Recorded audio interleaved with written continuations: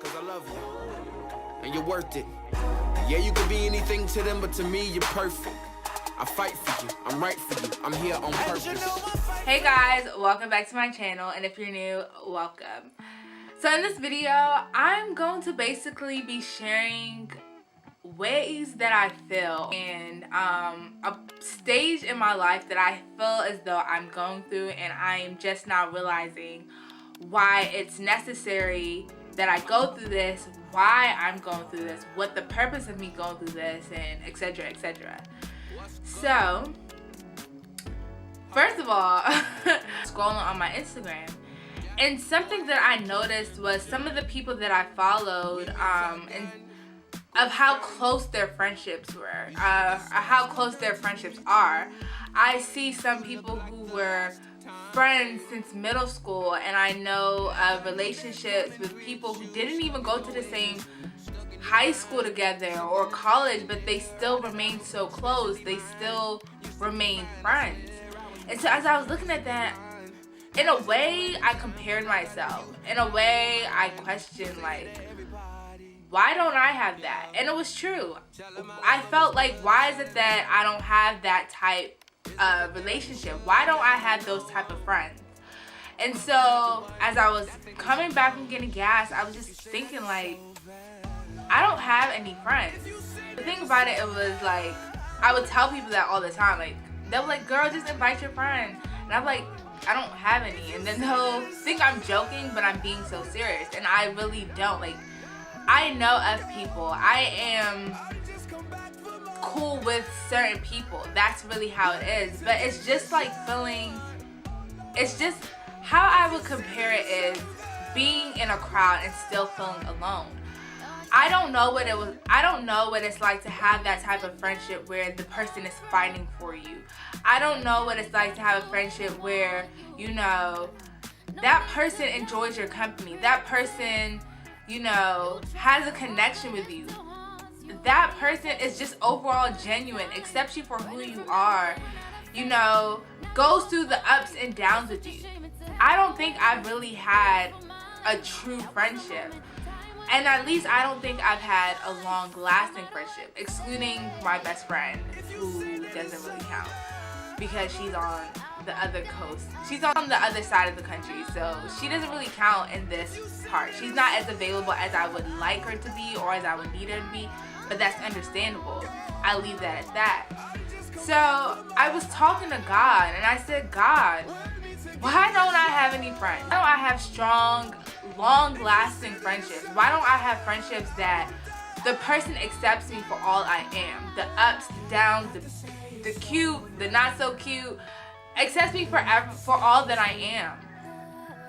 Why don't I have those type of friends? And why don't I have those type of friends in my life? What's the issue?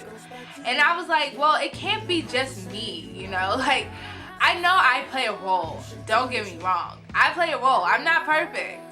But you cannot tell me that within the zillions of people in the world that only one person matches me. Only one person is capable of being my friend. I do not believe that. I will not believe that. I refuse to accept that. So I was just thinking about it. I'm like, God, where are my friends? Where are my friends? And see, after really just having a talk with God, I realized that I call it the two things. I call it my season of isolation. I call it my cocoon stage. And why I call it the cocoon stage is because growing up from, like, I guess high school, I would say, high school into college, I used to hang and surround myself with a group of people. And see, now within those people that I surrounded myself with, it was good times, it was bad times, it was drama, it was issues, it was always something, you know. And I just felt as though, you know, it was more trouble than it was just being peaceful in a sense. And I also realized that I was always being picked at. I was always the one that caused the problem. I was always the one to blame for something. Like, if an issue had arisen, it was Danielle's fault, point blank, period. And so that's how I felt majority of the time. And so when we transitioned into college, some of us even went to the same university. And, you know, I realized that within those friendships, I didn't know who I was. I didn't know you know, what Danielle liked, what Danielle didn't like, what I would stand for, what I wouldn't stand for. And I felt as though it was easy for me to fall into peer pressure. And I knew that those people that I used to surround myself with had an influence on me, and it was both good and bad, and sometimes it would be more bad than good. And then I would realize that within those stages in my life that I would always basically find myself contemplating and feeling some type of way. I would find myself feeling, I guess, bad for myself in a sense. I would feel, and within those friendships, I constantly felt judged. I constantly felt like something was wrong with me. I constantly felt like the outsider. I constantly felt so many ways. I felt so many ways but comfortable. I felt so many ways but authentic. So many ways but myself.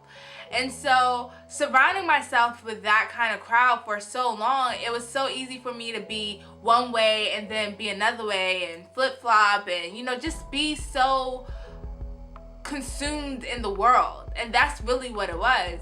And so within those friendships, like I said, I felt like I was always the issue. Danielle, she's bipolar. Danielle, she's emotional. Danielle, she's fake. She's shady. She goes in the cut too much. She does this. She does that. Danielle. That's really what it was. And sometimes I would go in the cut and I would escape because it was a lot of pressure. I realized that it was a lot of pressure, and I was like, I had to go away. I had to go in hiding for some time, and I would just cut myself off from those people because it was a lot of pressure trying to put on this persona that I'm just this bubbly, perky person and I'm all that they want me to be, but at the same time trying to be what they want me to be, as well as being judged for not being 100% what they want me to be or not being myself. It was a lot. So peer pressure is a real thing for sure. And I don't mean peer pressure like, Danielle, take this or you can't be cool with us type of thing. It was more so, I don't know, unspoken but spoken peer pressure. That's how I would call it. So I left that university because one, I didn't know, I was just so lost. Like I didn't know what I wanted to do there as far as major. I didn't really feel my place at that university, and I was just going through a lot of life challenges, and I didn't really feel like I had a real friend who knew me in and out, who knew who Danielle truly was, and who was there for me, really there for me. I didn't feel like I had that, so I skedaddled out. And as I left, I left behind communication. I left behind, you know, contacting them, seeing what was up, because me leaving, in my mind, although it was a bittersweet thing and it was kind of hard as well because a part of me didn't want to leave, but I knew that I had to go. In a sense, I saw it as me holding on to the communication with the very same people I felt so lost in and I felt as though I did not belong with. I didn't feel the need to, basically. So I just cut all ties, I cut off communication, and I just went on this road trying to figure out who I am and what it is that I want to do with my life, basically. And then I come to this point. And so I asked God, like, God, I asked God and I said, God, where are my friends? Why don't I have any? This, that, and the third. And so basically, I saw it in a stage of a caterpillar. And that's why I also say this is the cocoon stage that I am currently in right now. See, now, within my caterpillar stage, if you will, the caterpillar is out and in the world. And that's how I felt. I was out and I was in the world, and I was lost, and I was lost, confused. I didn't know who I was. I didn't know all that I am capable of becoming, all that I was capable of. I was just slowly wiggling around the world, trying to figure out my identity, if you will. Trying to figure out where I belong. Trying to figure out who is meant to be in my life. Trying to figure out my environment, I guess you can say. Trying to figure that out. And so as I was in my caterpillar stage, I realized that, I was just, wiggling with the people that some didn't have the best interest for me. Some didn't really care about me. Some, you know, only saw me for what I could offer them. Some, maybe I was a good friend to them. Some, I wasn't a good friend to them. So it was always bits and pieces. Some of them I would conform into the world with. You know, I would do things. Some of them I would do things that weren't necessarily me. Do things that I probably wouldn't want to do, but I knew that doing it with them, will make me feel as though I belong. Will make me feel like, okay, this is where these are my people. This is it. And so that was the thing that I noticed within those friendships. I put too much of myself in there. I put too much of my value, my worth. I put too much of my identity in these friendships. I felt as though all that I am, all that I possess, and all that I'm capable of obtaining is found in these friendships. I found my worth in these friendships. I just felt like my all was meant, like, I just felt like, I don't even know how to describe it. I felt as though these friendships was what I needed to live. Although there were so many problems and so much drama and so much bad things occurring in these friendships and so many things that I was to blame for, even though I sometimes felt as though I wasn't, or some things that it was just, I felt was always my fault, I wouldn't understand. And so there were times where I would just be in my dorm and I would just be thinking, like, what is going on? Why do these problems occur? Why is it that problems after problems after problems after problems are occurring?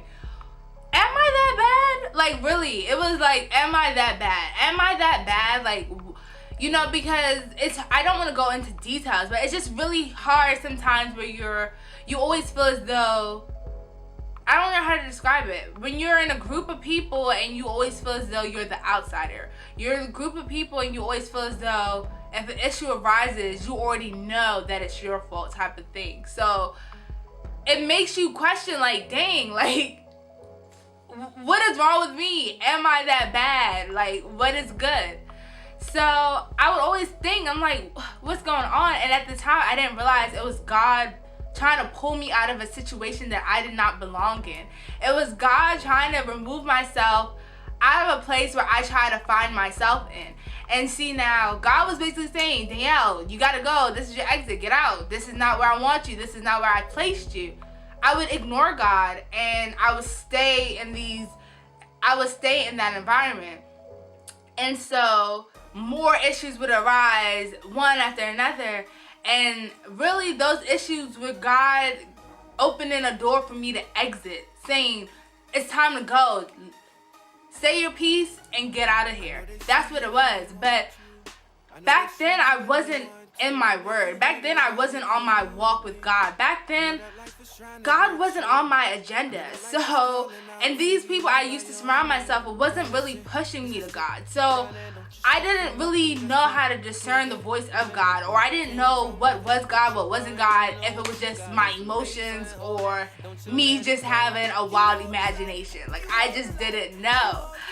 So I would ignore it. I would ignore the situation and I would fall and I'll butt my head. I'll fall and I'll butt my head and I'll fall and I'll butt my head.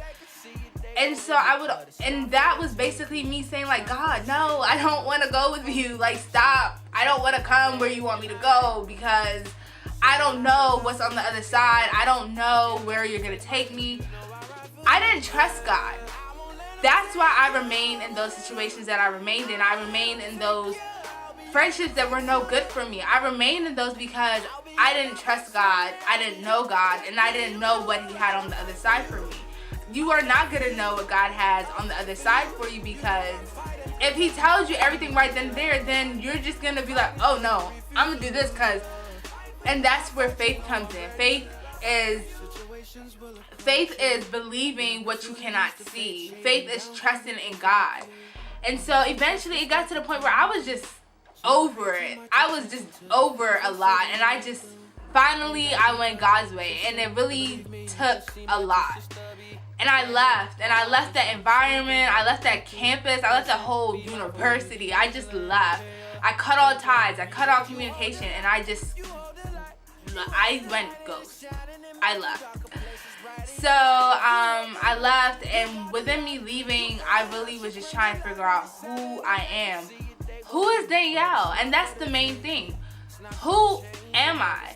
And so I left, and I was just discovering who I am. I was still dealing with life issues. I was. But within that, I was able to have a clear mind. I was able to not be influenced by worldly decisions. I was able to really just focus on me, what's best for me. And so within that stage of me being isolated, and I'm still isolated now, I got closer to God. I became born again. I got into a great ministry that poured into me tremendously, where it really discovered my worth. It discovered who I am, whose I am, and all that God thinks of me. And back then, I didn't know that. I just was trying to be all that those people want me to be. I want to be the best person for those people, and that's how I saw it. So that's what it was. And then I started to realize, when I was saying, God, where are my friends? Where are my friends? As I eventually listened to God and I left that environment, I left that place that wasn't good for me, I realized that was me slowly but surely transforming and going into the next stage of a caterpillar, going into the cocoon. And when you're in the cocoon, you're by yourself, you're isolated. And that's exactly where I am now. And see, and that's how I understand it. You're cut off from the things from your past, and you don't know what's happening in your future, but you're preparing for it. And that's how I see it. God has cut off all the things that did not benefit me, that do not benefit me. God has cut me off from all the things that were worldly and that were not for me, okay? Like, he cut me off from all that stuff. He cut me off from trying to conform to the world. And so now he has placed me in a cocoon. He's placed me in a place of isolation where he is preparing me for the next stage. He is preparing me for when I become a butterfly. If that really makes sense, and I really hope you understand where I'm coming from. It all makes sense to me, because I know that there's times where I'm in this cocoon and I'm here, and sometimes I look back and I'm like, God, I know you want me to be this, but sometimes I miss that. But what do you miss? You know, what do you miss? What do I miss? And so I realized that you cannot be all that God has called you to be at the same time try and conform to the world. It just doesn't work. The two will repel each other constantly. You cannot be all that God has called you to be and still think you can try and conform to the world. It just doesn't work. And that's why I'm in this cocoon. That's why I'm in this season that I call isolation. That's why I call it my season of isolation, because I am isolated. I am cut off. I'm riding solo, if you will. Like, I'm here by myself. And you know, sometimes it does get lonely. Sometimes it does suck. Sometimes you're like, okay, what's going on? But don't get it confused with I'm alone. I know that God has more for me, if that makes sense. I'm not alone. I have people that are helping me groom and grow into the next stage that God has called me to be. But I know that that's not the final destination that God has for me, if that makes sense.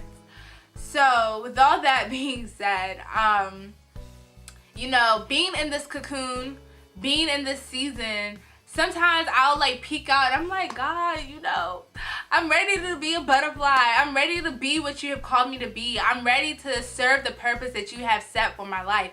I'm ready. Come on. Like, can I get out of here now?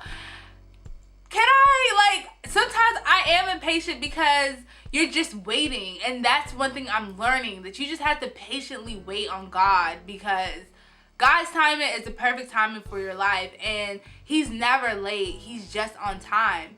And so while I'm in this cocoon and I'm just waiting, sometimes I peek back and I'm like, see, I'm not ready. Because if I was really ready, if I'm over here trying to rush God, like, God, come on, I'm ready.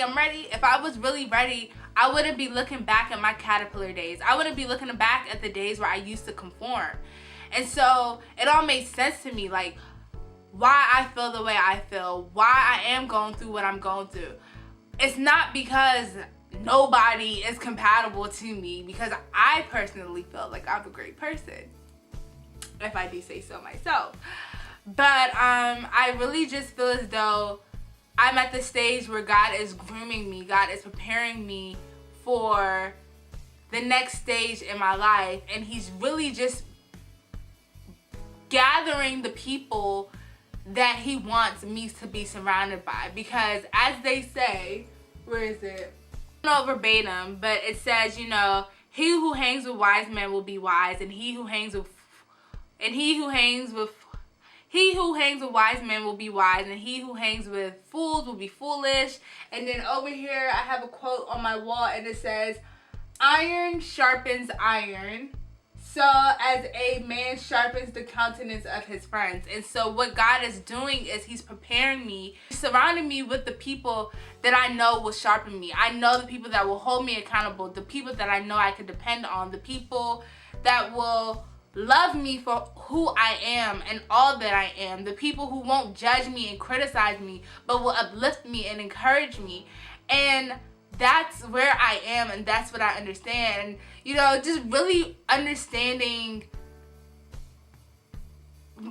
I won't say the ways of God, I don't know if that's the right terminology, but just really understanding what God has for me, and just really clarifying it. It really just brings me at peace. It makes me understand, like, okay, I understand why this is happening. And from that next stage, as is for a caterpillar, or the caterpillar stages, the caterpillar goes into the cocoon and eventually becomes a butterfly. And I'm gonna be at that stage where I will be a butterfly and I will fly high. So you can't want to be all that God has called you to be and still want to take parts of your past and parts of the days where you used to conform to the world with you. And that's what I realized.